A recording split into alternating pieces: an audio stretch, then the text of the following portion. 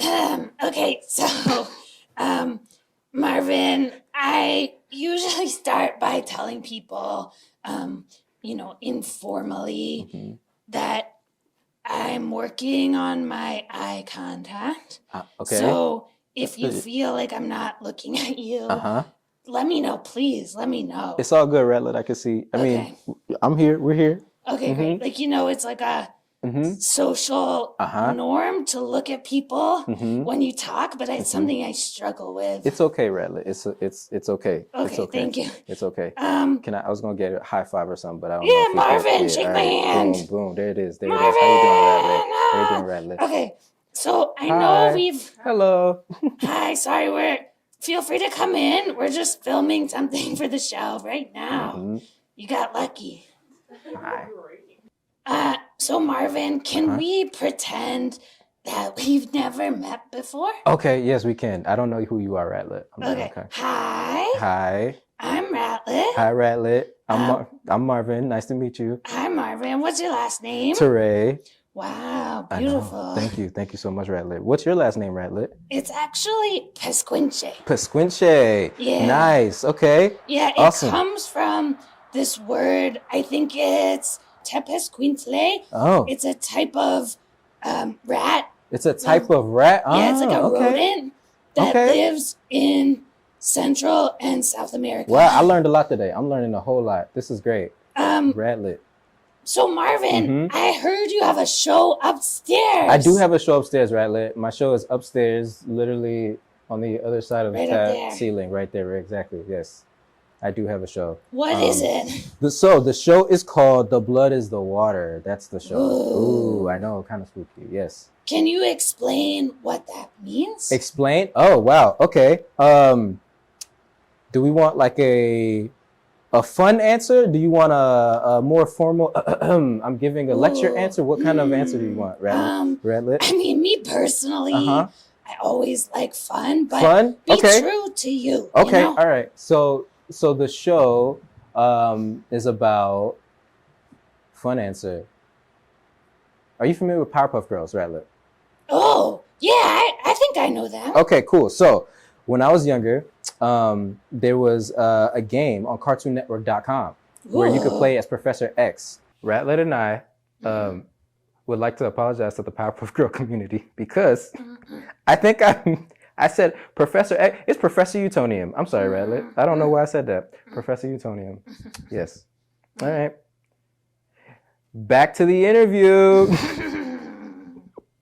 And in the lab, you had to put pipes together before the water would spill out. Okay. And if the water would spill out, you would lose the game. And you don't want to lose the game, Ratlet. Okay. You don't want to lose the game. No. And it's very stressful to lose. So you got to put the pipes together so water can spill out. So for my project upstairs, I was thinking a lot about water as, I don't know, symbolizing memory. I was thinking about water as as thinking about how water connects us, how water connects me to my family, to my ancestors. And I was thinking about how do we bring that water, that ancestral water here, pipes. So salute to Powerpuff Girls and Professor X. There it is. Wow. Chemical X, not Professor X. What am I saying? So, Chemical X. Let me ask you, it sounds like you're playing a little pretend or magic. I am. Can you talk more about how imagining things running through pipes, how that made you make what's upstairs? Well, I was thinking about memory a lot. Like if you think about you and your friends, I don't know how many rat friends you have. How many rat friends do you have? A lot? I have a lot of human friends. A lot of human friends. Okay, so if you think about you and your human friends, let's just say y'all had a memory, one thing happened, right? Let's just say all of y'all had pizza one day for somebody's birthday party. And then I love you were pizza. trying to tell the story of something funny happening. Like maybe somebody, everybody was drinking orange soda, like Kel from Kenan and Kel, and then all of y'all laughed, somebody told a joke, and then the orange soda just came out of somebody's nose when they laughed, right? That's funny. I know. So let's just say y'all were telling this story, but somebody was like, well, it wasn't orange soda, it was actually Coca-Cola. And you're like, that's not true. We all had orange soda. Mm-hmm.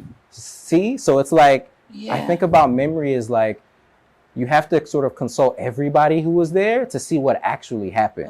Because some people got bits and pieces, and memory is not always reliable. So it's funny. How do we bring that together? So with you and your friends, you and your rat friends, you and your human friends coming together, you all can talk together about how do we collectively remember an event or family history.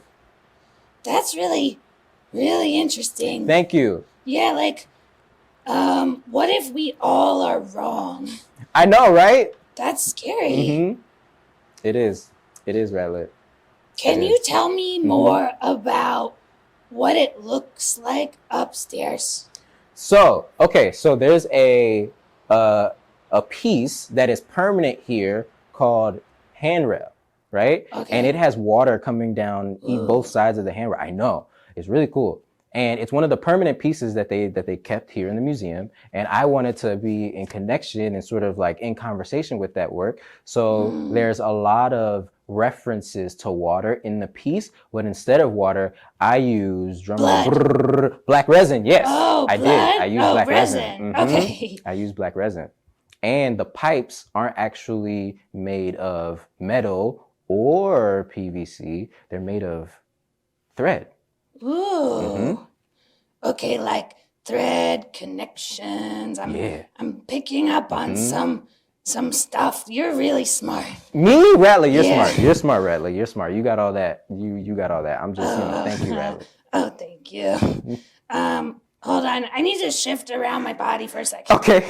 Wake up, Rattler. Sometimes, it's really embarrassing. Sometimes I just get little cramps in my legs. No, it's fine. It's fine. Sorry. It's fine, Rattler.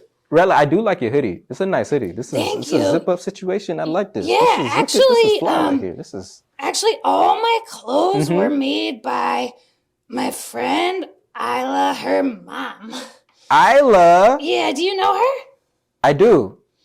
Isla's the artist who, Ratlet, obviously you are the one here, but, Isla's the artist who, put this second floor together. Yeah. She gets a lot of credit. A lot of credit, because Isla's awesome. A lot of things were my idea. Oh, okay. All right. Ratlet did it. Okay. Yeah, like over there, that's my art collection. I know that's your art collection. Yeah. I know that. And I'm happy to say that I donated a piece to your art collection. I'm glad that you collected it. Marvin, I have to say thank you so much for your piece. You're welcome. Do you want to tell folks what you gave me? Oh, okay. So there are a lot of pipe fittings upstairs. So they're like connections where pipes come together. And what I did was I was just like, well, I have some extra. And what do I want to give Ratlet that's a part of this exhibition? Do I want to give the pipes or the pipe fitting?